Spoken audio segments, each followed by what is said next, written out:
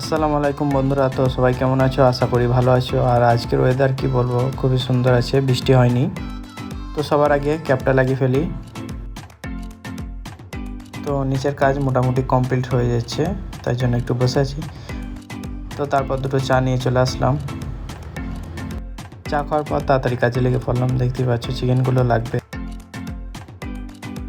তো অল্প একটু পেস্ট করে নিলাম যেহেতু এটা উপরে লাগবে। তো তারপর সব কমপ্লিট হয়ে গেছে, তো একটু খেতে বসে পড়লাম এবার। পুরুষটিকে দেখো একটা কাজ দিয়েছে হ্যান্ডগুলো সাফ করতে। কেমন লাগছে বল? ভালো লাগছে না? তো কিছুক্ষণ গল্প করার পর আমি চলে আসলাম সালার কাটতে। তো যেহেতু আজকে রবিবার আছে, রেস্টুরেন্টে জানো তো আজকে রবিবারে কীরকম কাস্টমার আসে।